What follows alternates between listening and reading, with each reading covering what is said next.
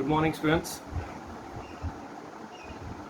Our last lecture inelastic collision के लिए था for one dimension. Today lecture we are going for one dimension के लिए था inelastic collision. Today we are going for two dimension collision in two dimension. मतलब x axis and y axis दोनों का use करना पड़ेगा. ठीक है, तो स्टार्ट कर रहे हैं. और ऐसे में आपके मतलब वो डिलीटेड सिलेबस के लिए भी वो मैसेज आया है.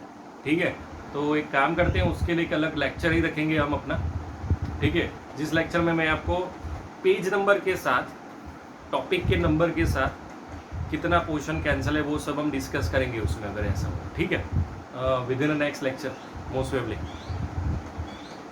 ओके, तो आज हम स्टार्ट कर रहे हैं. बहुत अच्छा टॉपिक है, मोस्ट इम्पोर्टेंट.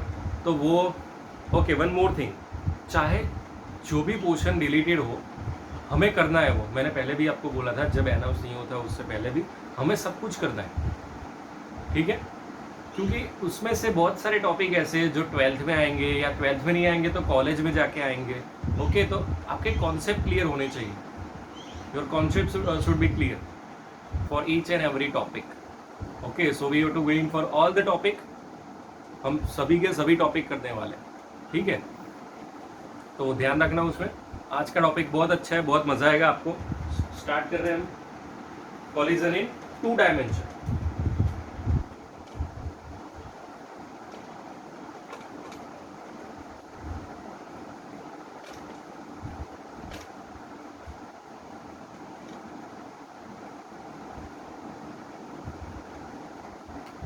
ओके, सबसे पहले डायग्राम.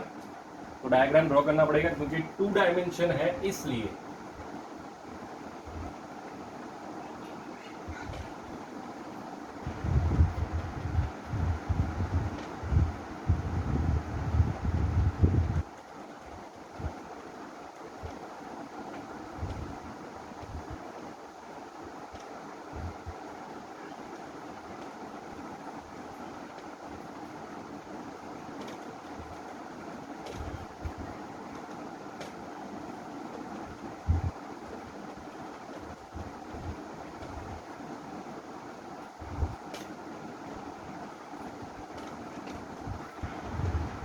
ओके, ये हमारा डायग्राम. तो सबसे पहले डायग्राम ही समझ लेते हैं, क्योंकि अगर डायग्राम में समझ में आ गया तो सब कुछ समझ में आ जाएगा. ठीक है, सबसे पहले collision in two dimension as shown in the figure. यहाँ पे एक स्टेडी ऑब्जेक्ट रखा है जिसका मास है m2, जिसकी स्पीड है 0. पीछे से m1 मास का एक ऑब्जेक्ट जिसकी स्पीड है v1, वो इससे कोलाइड हो रहा है. आफ्टर कॉलिजन दोनों का एंगल चेंज हो गया. एक यहाँ पे जा रहा है, एक यहाँ पे जा रहा है. तो with respect to X axis इसका एंगल कितना है भाई, θ1. With respect to X axis इसका एंगल कितना है भाई, θ2. आफ्टर कॉलिजन दोनों के मास चेंज नहीं हो रहे, वो तो हो ही नहीं सकते, लेकिन दोनों की स्पीड चेंज हो गई, v1 dash and v2 dash. Okay, तो ये था हमारा डायग्राम. पहले डायग्राम ध्यान से देख लो अच्छी तरह से. ठीक है, अभी हम स्टार्ट कर रहे हैं भाई. ये टॉपिक में वो आपको OLS-TC वाला पोर्शन आपको आना चाहिए. OLS-TC मतलब मैथ्स वालों को पता होगा, ट्रिगो में आता है. मैंने पहले भी आपको करवाया था, अभी एक और बार करवा रहा हूँ. ठीक है, OLS-TC मतलब क्या है?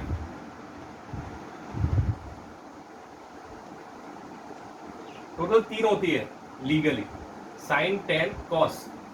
सर कॉसेक भी होती है ना, सेक भी होती है ना, मतलब वो इसके ऑपोजिट होते हैं. ठीक है, लेकिन टोटल ऐसे होते हैं. ठीक है, तो सबसे पहले हम क्या कर रहे हैं, सबसे पहले साइन, टेन, कॉस. ऑल मतलब क्या है, 0 to 90 में तीनों के तीनों प्लस होंगे. 90 to 180 में साइन प्लस होगा, 180 से 270 में टेन प्लस होगा, और 270 से 360 में कॉस प्लस होगा.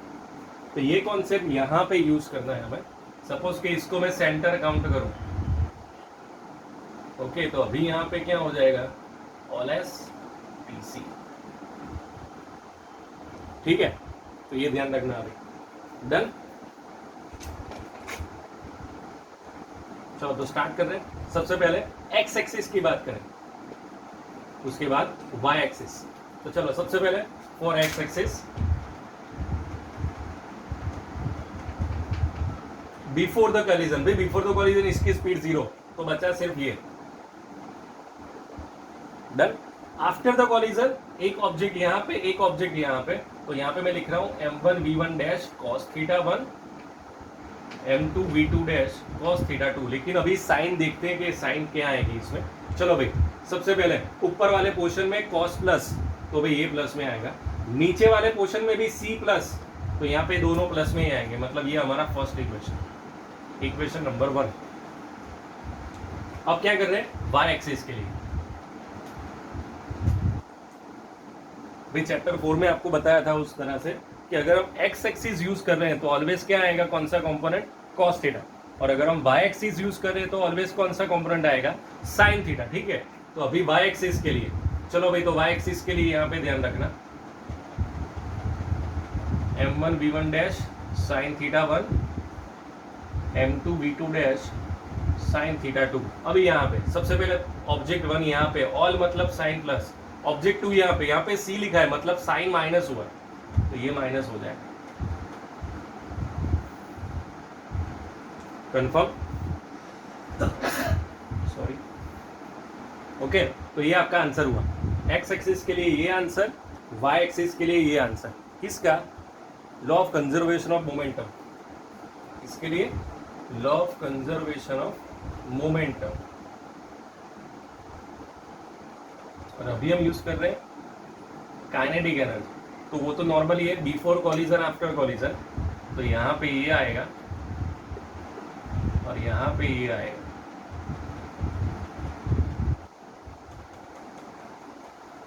ओके,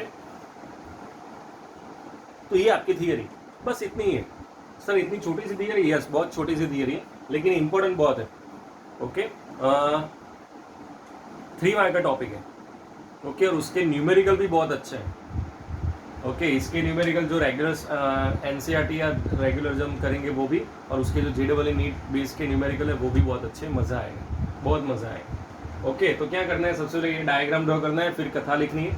ओके, उसके बाद law of conservation of momentum for x axis, दोनों प्लस हो जाएंगे एक्स एक्सिस के लिए, वाई के लिए साइन यूज करेंगे तो ये वाला पोर्शन माइनस, और काइनेटिक के लिए ये फॉर्मूला। ठीक है, एक बार ध्यान से पूरा का पूरा टॉपिक देख लो, बहुत ध्यान से। Collision in 2 dimension, x axis, y axis, kinetic energy, and this is the diagram.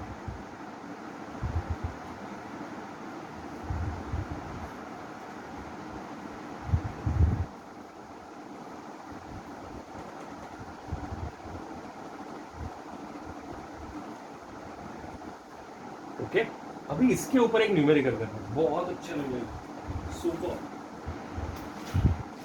Super, बहुत अच्छा क्वेश्चन, वेरी नाइस। तो स्टार्ट करें, वो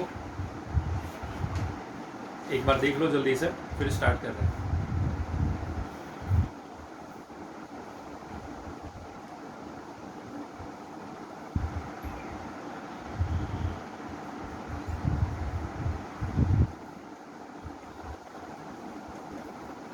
कंप्लीट,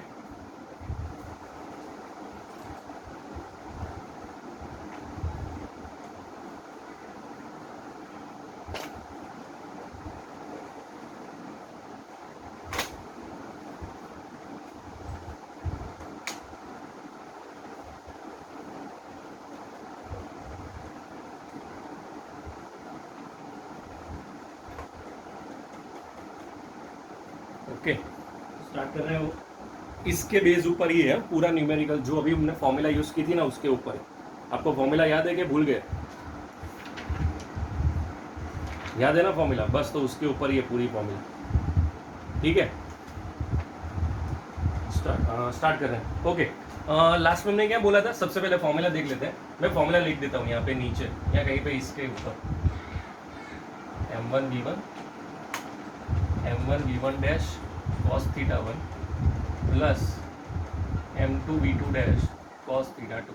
और दूसरी फॉर्मूला, हाँ दूसरी में क्या लिखा था, m1v1। भाई इसमें m1v1 नहीं आएगा। ओके, हाँ जो थियरी उसमें एक चेंज कर लेना, जो y एक्सिस है ना वो तो जीरो ही आएगी। क्यों? क्योंकि ये x एक्सिस है, तो y एक्सिस इसे बोलते हैं। तो यहाँ पे तो पहले से कुछ था ही नहीं, बिफोर कॉलिजन सिर्फ x एक्सिस ही था, y एक्सिस था ही नहीं हमारे लिए।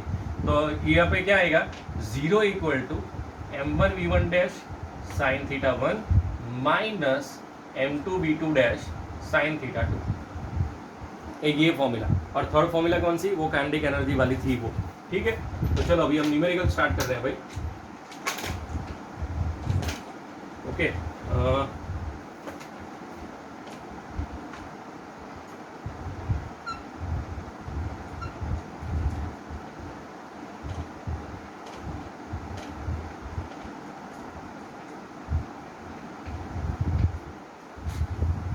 Initial speed 12 metre per second, इसकी 0, और ये दोनों एंगल दिए 30-30। मुझे इन दोनों की स्पीड फाइंड आउट करनी है, और उसके बाद ये चेक करना है कि it is the elastic collision और नॉट। तो सबसे पहले इलास्टिक कॉलिजन का मतलब क्या है, before reaction after reaction kinetic energy same रहनी चाहिए। अगर सेम रहती है तो इलास्टिक, और नहीं रहती है तो इन इलास्टिक। तो सबसे पहले हमें क्या करनी पड़ेगी, स्पीड फाइंड आउट करनी पड़ेगी। सर मास नहीं दिया है, yes, okay. A ball moving with the velocity of 12 meter per second collide with the another identical stationary ball, मतलब सेकंड की speed 0। After the collision, they move in XY plane as shown in the figure. Okay. Both the ball have the same mass. दोनों के mass same है। ठीक है, तो start कर रहे हैं अभी। चलो अभी बहुत ध्यान से। इसका मास m, यहाँ पे भी m, यहाँ पे भी m, और यहाँ पे भी m। सबसे पहले मैं ये फॉर्मूला यूज कर रहा हूँ। First m1 v1 dash cos theta 1 plus m2 v2 dash cos theta 2। और उसके बाद ये वाली फॉर्मूला यूज करेंगे, 0 equal to m1 v1 dash sine theta 1 minus m2 v2 dash sine theta 2। चलो भाई, सबसे पहले ये वाली फॉर्मूला, ये इजी है। चलो तो सबसे पहले मैं क्या करूँगा, देखो यहाँ पे दोनों का मास m है। चलो एक काम करो, मैं दोबारा लिखता हूँ।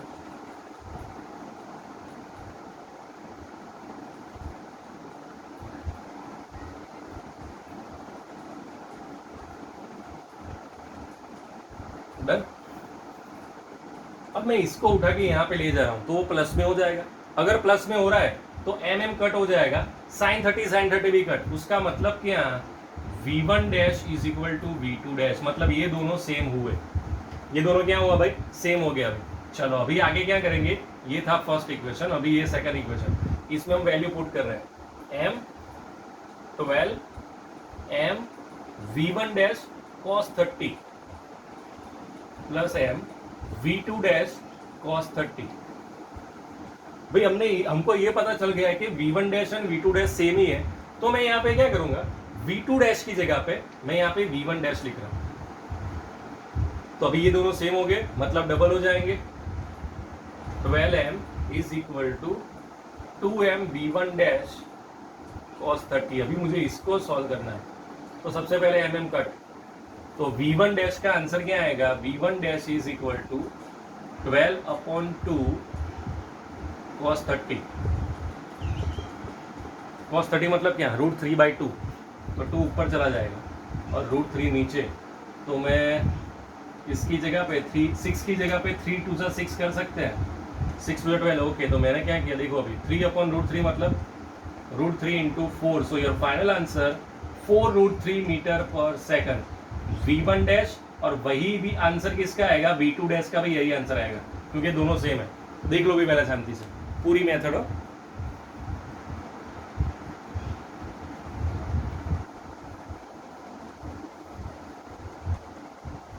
Confirm, v1 dash is equal to 4√3 metre per second, v2 dash भी वही होगा। अभी हमें क्या चाहिए, अभी हमें ये चाहिए कि भाई दोनों इट इज इलास्टिक कॉलिजन और नॉट। तो बिफोर कॉलिजन और आफ्टर कॉलिजन की हमें काइनेटिक एनर्जी फाइंड आउट करनी है। और अगर उनमें दोनों में आंसर सेम आ रहा है, अगर दोनों में आंसर सेम आ रहा है तो क्या हो जाएगा, इट इज इलास्टिक कॉलिजन। तो लेट्स चेक कि उसके आंसर सेम आ रहे हैं कि नहीं आ रहे हैं। ओके, जल्दी से देख लेते हैं। यहाँ तक कंप्लीट हो गया, कोई डाउट है भाई यहाँ तक, कंफर्म? ओके,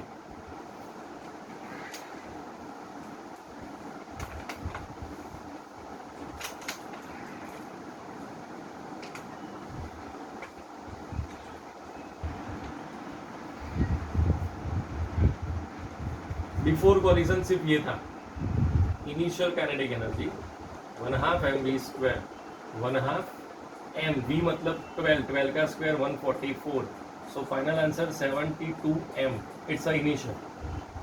फाइनल में 1/2 m v1 square v1 dash square 1/2 m v2 dash square.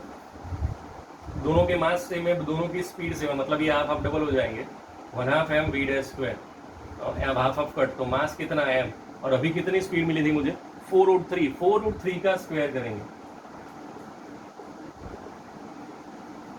16 3 48 m, ये सेकंड का आंसर है। 4 का स्क्वायर 16, √3 का स्क्वायर 3, 16 3 48 m। तो चलो भाई ये बिफोर है और ये आफ्टर है, सेम है नो, तो क्या इन इलास्टिक।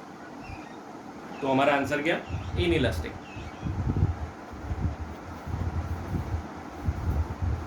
डन है, कोई डाउट? 100% देख लो एक बार। उसके बाद ये वाला क्वेश्चन कर रहे थे जो मैंने आपको आई थिंक एक या 2 लेक्चर पहले दिया था, वो ट्राइंगल वाला क्वेश्चन। ओके, तो पहले ये जल्दी से कर लो।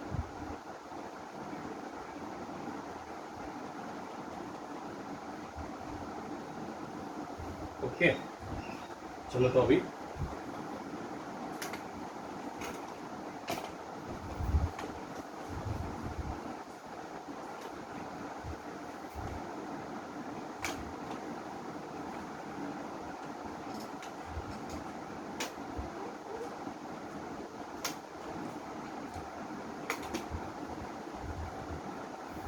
डन, वो वाला क्वेश्चन कर लेते हैं। तो जिसका डाउट था उसका सॉल्व हो जाएगा, अगर किसी को नहीं आया है तो यहाँ पे देख लेना, वो हो जाएगा।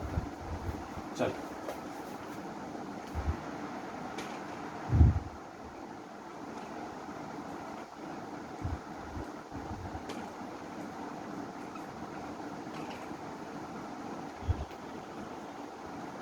यहाँ से एक ऑब्जेक्ट यहाँ पे एक ऑब्जेक्ट यहाँ पे, हमें क्या चाहिए ऊपर से नीचे आने के लिए स्पीड और ऊपर से नीचे आने के लिए टाइम चाहिए, सिर्फ इतना दिया है और कुछ नहीं दिया। ठीक है, तो ठीक है, यहाँ पे ओके 30 यहाँ पे दिया है, 60 यहाँ पे, यहाँ पे 30 कर देते हैं, यहाँ पे 60 कर देते हैं, तो आंसर चेंज हो जाएगा। ठीक है, तो चलो स्टार्ट करें। जी हमें लेना है 10, रेडी? ओके, तो सबसे पहले सपोज ऊपर से ऑब्जेक्ट ये यहाँ पे आ रहा है, ये यहाँ से यहाँ पे आ रहा है, तो यहाँ पे क्या हो जाएगा mg, यहाँ पे हो जाएगा mg साइन थीटा और यहाँ पे हो जाएगा ma। अगर मैं इन दोनों को कंपेयर करूँ, साइन थीटा 1, सपोज यहाँ पे मैं थीटा 1 ले रहा हूँ, ओके, तो mm कट, तो a1 की जगह पे आएगा g साइन थीटा 1, मतलब 10 साइन 60। साइन 60 मतलब क्या √3/2, मतलब यहाँ पे आंसर क्या हो जाएगा 5√3। यहाँ पे आपका आंसर क्या 5√3, कंफर्म? ओके, ये आपका a1 हुआ।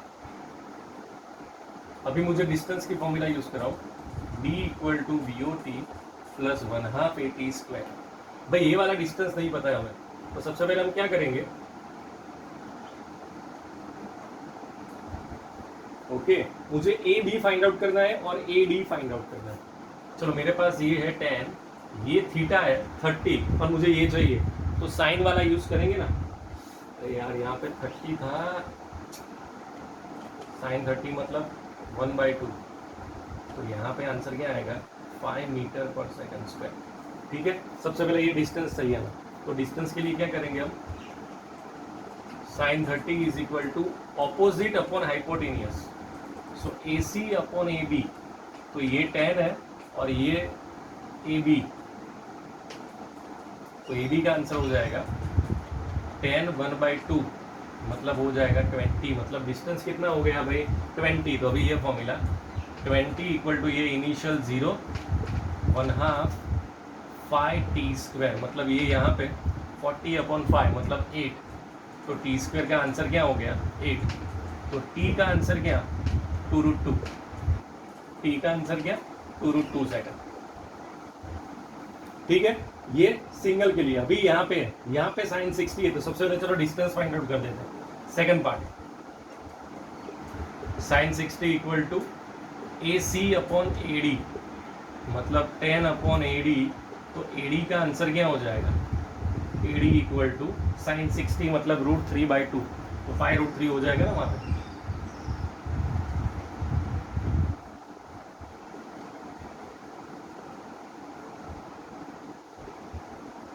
(20/√3), यहाँ पे डिस्टेंस कितना, 20/√3, ओके। और अभी यहाँ पे एक्सेलरेशन सेम टू सेम ये वाले formula, a2 equal to g sine 60, चलो यहाँ पे 10 साइन 60 मतलब √3/2, √3/2 मतलब 5√3 हो जाएगा, क्या हो जाएगा यहाँ पे 5√3।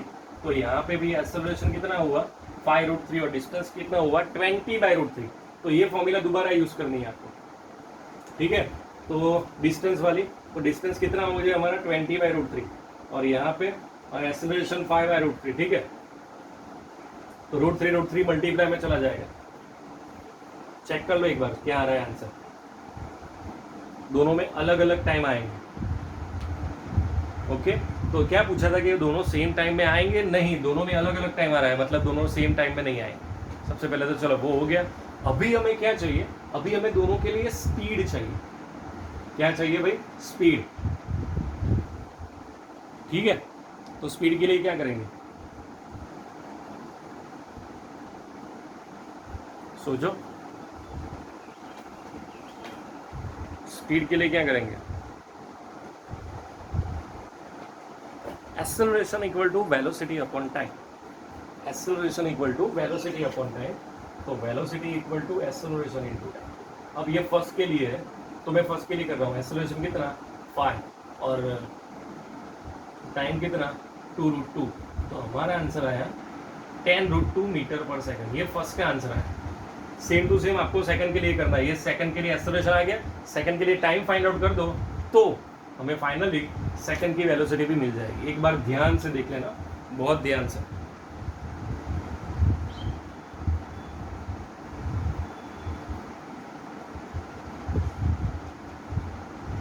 जल्दी,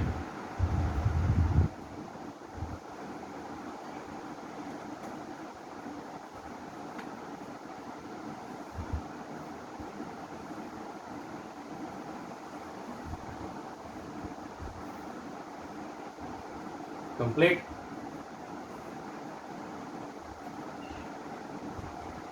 ओके, तो ये था हमारा आज का न्यूमेरिकल। अभी देख लेते हैं जल्दी से कितने हो गए सब। Chapter 6 note work energy theorem, yes complete. Work का एक्सप्लेनेशन मतलब वो सिंपल सा टॉपिक है, वो भी complete. Kinetic energy, work done by a variable force, वो डायग्राम वाला क्वेश्चन मैंने एग्जाम में भी पूछा था। Work energy theorem for variable force, चलो वो भी complete. Concept of potential energy, confirm, finished. The conservation of mechanical energy, इसमें थोड़ा ध्यान रखना, ये बहुत अच्छा सा टॉपिक है। और उसके बाद ये वाला भी, potential energy of a spring, मतलब F equal to -kx and U equal to 1/2 kx² वाला टॉपिक, ओके डन। उसके बाद yes, heat, chemical energy, electrical energy, equivalence of mass and energy, nuclear energy, okay. मतलब सबके लिए थोड़ा थोड़ा लिखा है, हमें सिर्फ रीड करना है, ओके। इसमें से कुछ भी एग्जाम में नहीं आने वाला है, सिर्फ 1 मार्कर के लिए ध्यान रखना है कि भाई एंडोथर्मिक मतलब क्या है, एक्सोथर्मिक मतलब क्या है, 10th में भी आता था केमिस्ट्री में, उस हिसाब से, ओके। अगर एनर्जी रिलीज हो रही है तो एक्सोथर्मिक, और एनर्जी एब्जॉर्ब हो रही है तो एंडोथर्मिक, ठीक है। The equivalence mass and energy मतलब E इक्वल टू mc², वो वाला आइंस्टाइन वाला, ठीक है। उसके बाद का टॉपिक पावर, वो भी अच्छा है, वो भी हमारा हो गया। उसके बाद कलाइजन, टोटल 3 टॉपिक कलाइजन में, इन 1 dimension, in elastic, elastic.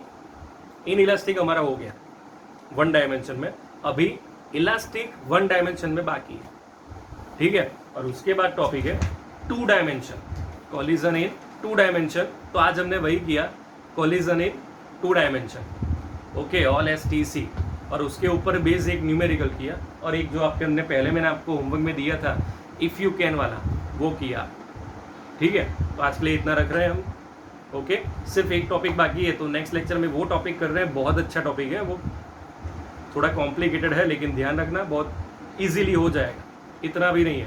And one more advice कि भाई टेक्स्ट बुक में जो पोर्शन दिया है हमें, उस टॉपिक में या फिर किसी भी टॉपिक में, उसमें बहुत सारे क्वेश्चन में डायरेक्ट सब लिखे हैं डेरिवेशन में। तो आप लोग ऐसा मत करना, मैं यहाँ पे पूरी की पूरी मेथड आपको समझा रहा हूँ, तो आपको पूरी मेथड ही लिखनी है। You have to write down the full derivation, okay, not the direct the answers, then you can't get the full marks and you have to problem also. Done? So see you in next lecture. Okay.